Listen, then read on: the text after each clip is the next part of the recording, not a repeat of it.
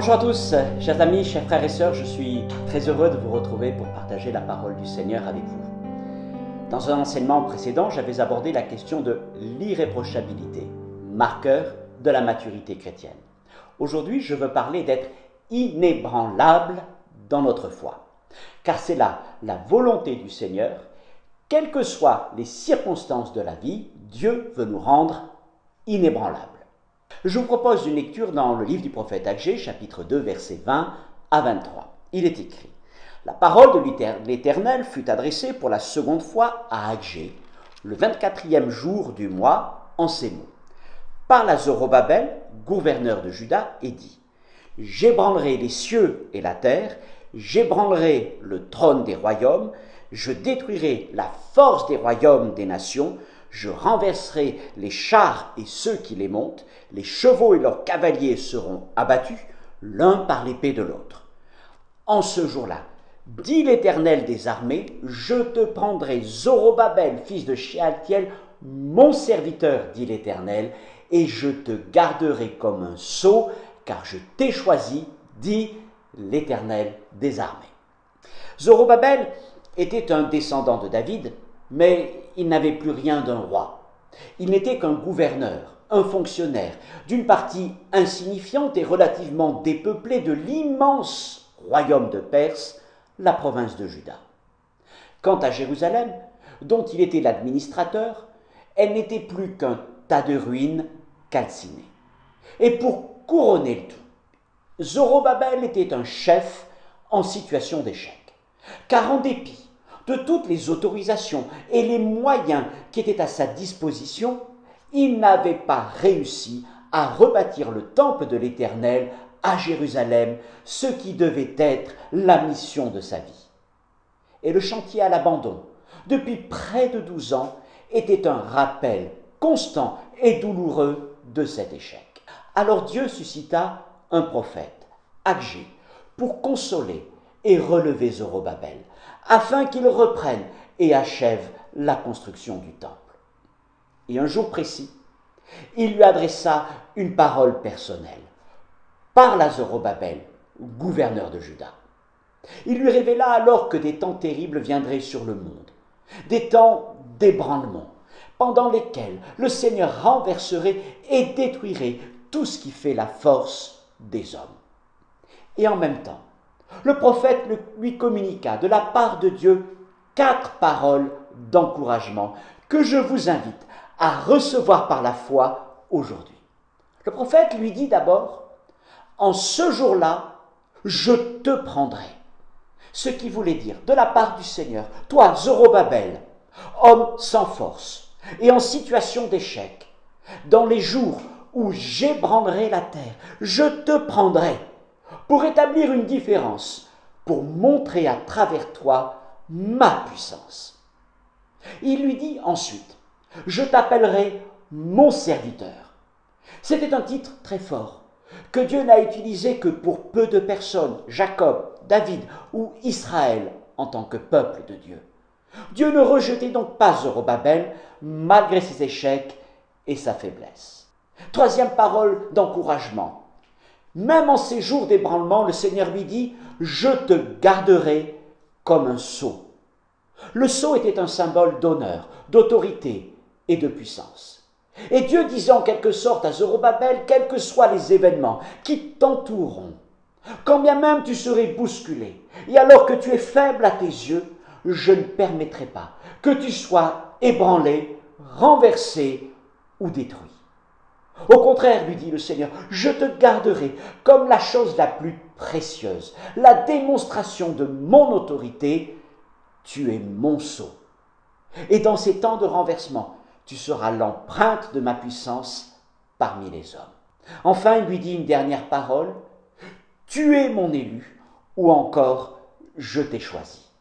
C'est une démonstration de la grâce et de la fidélité de Dieu envers et contre tout et tous.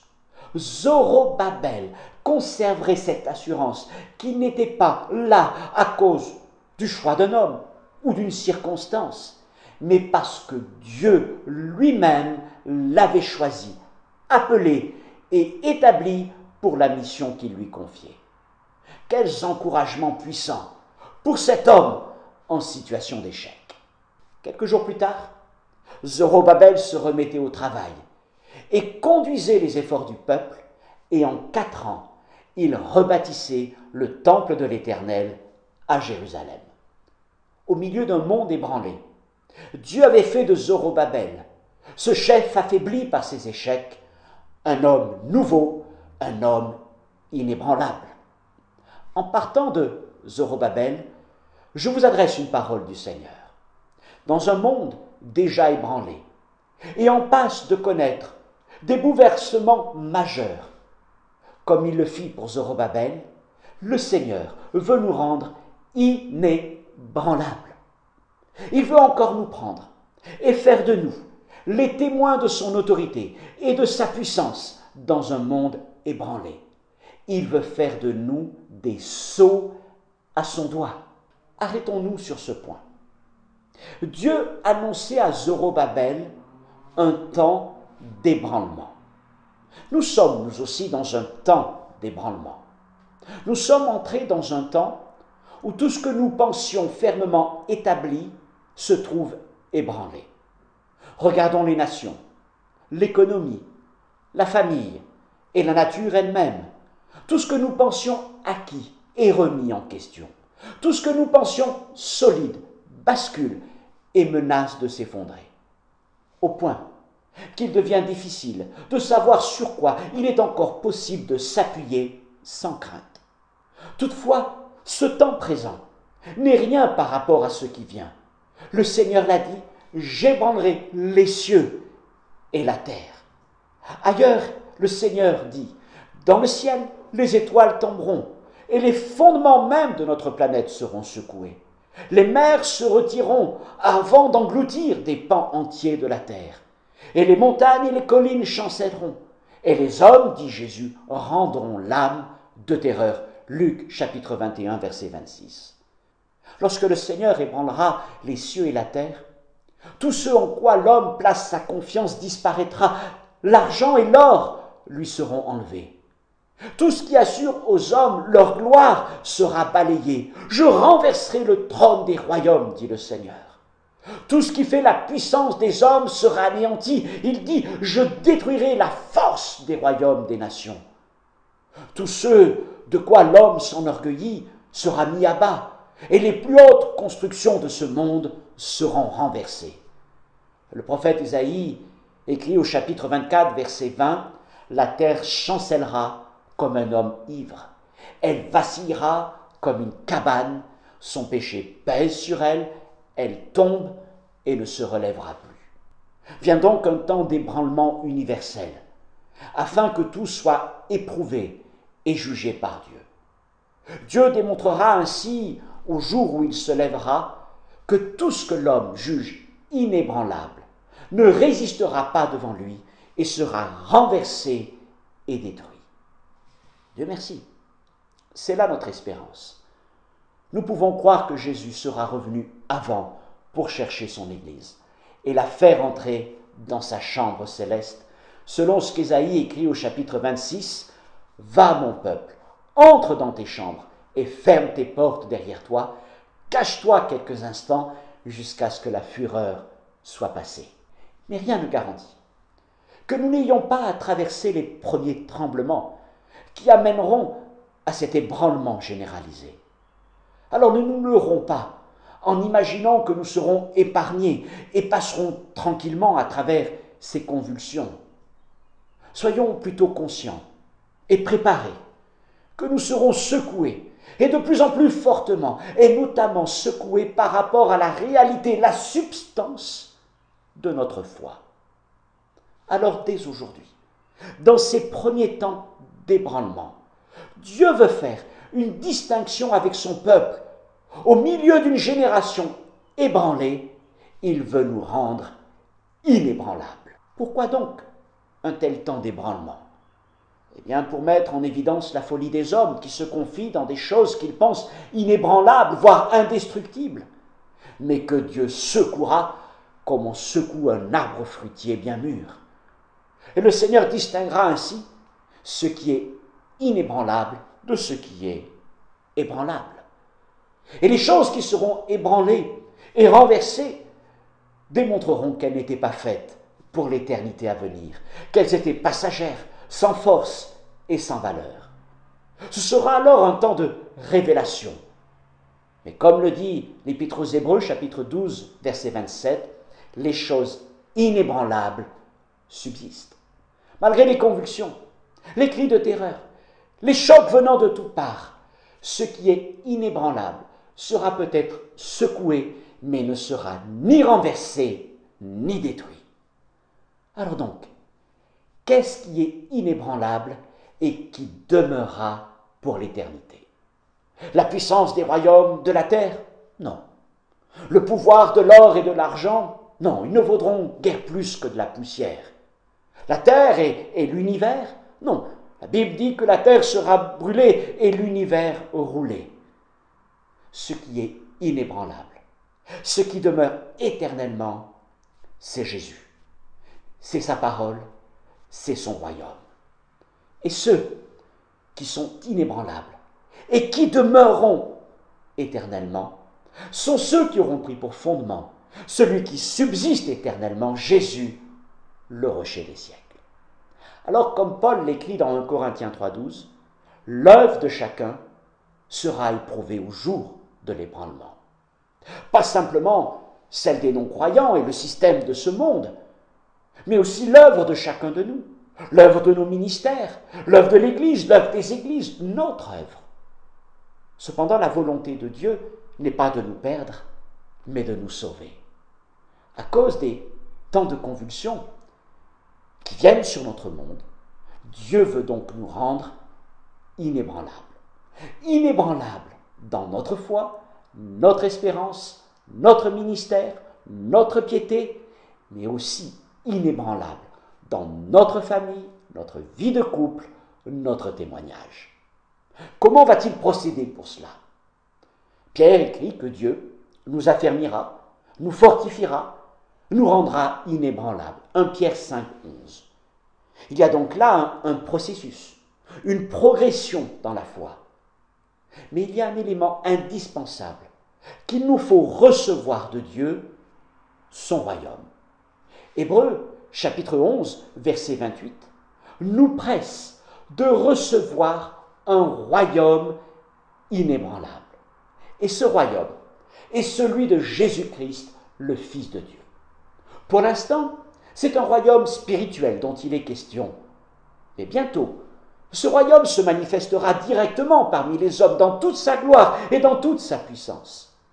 Et le temps d'ébranlement annoncé par Dieu et qui vient sera déclenché par la venue avec force de ce royaume sur cette terre.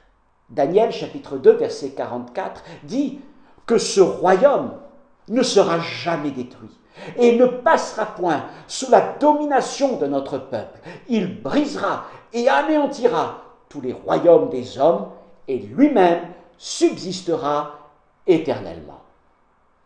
Devant ce royaume, tout sera renversé, brisé et disparaîtra pour ne laisser place qu'à un seul roi, Jésus, et à ceux qui auront reçu ce royaume. Mes frères et sœurs, mes amis, avez-vous reçu le royaume inébranlable de Jésus-Christ?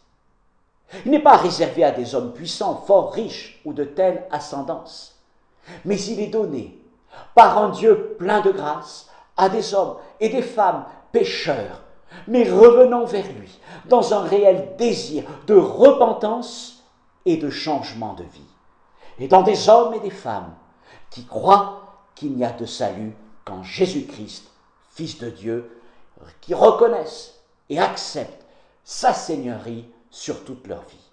Ceux qui se donnent ainsi à Jésus reçoivent alors ce royaume inébranlable et spirituel, et ils sont rendus eux-mêmes inébranlables. À cela, le Seigneur dit, comme il le dit en son temps à Zorobabel, « Quelle que soit la teneur des jours qui arrivent, je te prends et je t'appelle mon serviteur. Je t'ai choisi, je te garde comme un sceau et te passe à mon doigt.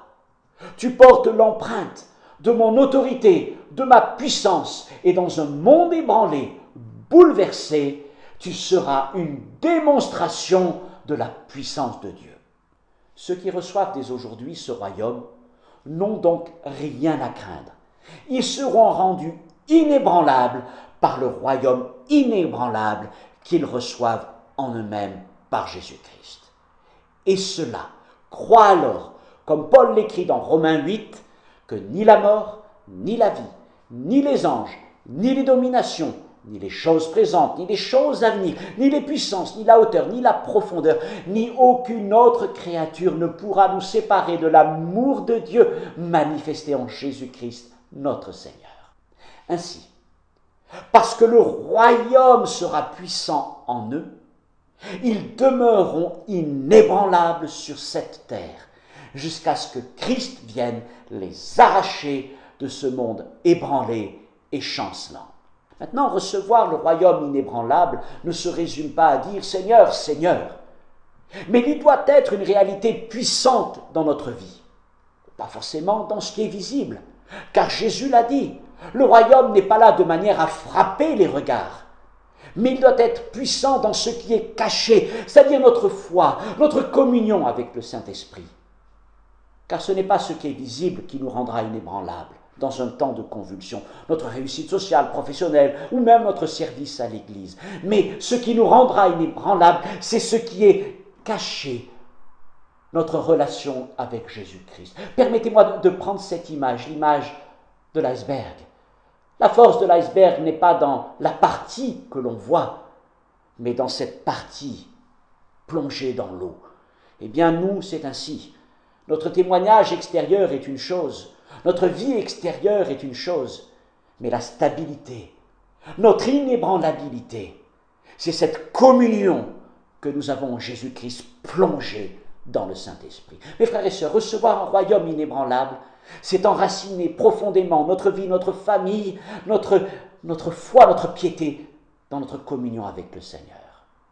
Nous rentrons dans des temps où le monde va être de plus en plus ébranlé et soyons convaincus, nous ne serons pas épargnés. Beaucoup de choses stables vont montrer leur fragilité et seront renversées, détruites et emportées. Mais si notre vie est fondée sur Christ, sur sa parole et sur son royaume, alors nous deviendrons inébranlables. Peu importe les convulsions qui viendront sur ce monde, qui viendront même sur nos vies, nous demeurons comme un sceau au doigt de Dieu. Dieu veut faire de nous des signes distinctifs dans ce monde ébranlé. Quelle que soit notre situation aujourd'hui, même si nous disons « Seigneur, je suis dans l'échec par rapport au plan de Dieu pour ma vie », alors je veux te rappeler ceci. Le Seigneur t'a choisi. Il t'a choisi bien avant la fondation du monde et il te choisit encore. Et aujourd'hui, il te confirme que tu es son serviteur, sa servante. Il te confirme aussi que tu es tellement précieux à ses yeux qu'il t'appelle son sceau. Alors Dieu veut te rendre inébranlable.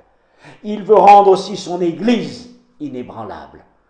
Dans un monde où tout menace de s'écrouler, en nous donnant son royaume afin que nous bâtissions nos vies dessus, il veut nous rendre inébranlables à tout point de vue. Mes frères et sœurs, mes amis, avez-vous reçu ce royaume inébranlable dans tous les compartiments de votre vie, votre foi et aussi votre couple, votre famille, votre situation professionnelle, matérielle, votre vie d'église? Voilà le don que le Seigneur nous accorde aujourd'hui. Voici les paroles qu'il avait données en son temps à Zorobabel, le gouverneur en situation d'échec. Il lui avait dit « Je te garde, je t'ai choisi, tu es mon serviteur, tu es mon sceau. » Et il l'a rendu inébranlable. C'est ce que Dieu veut faire de chacun d'entre nous. Soyons inébranlables avec notre Seigneur Jésus-Christ. Amen. Que Dieu vous bénisse, vous encourage. À une prochaine fois, Dieu voulant. Au revoir.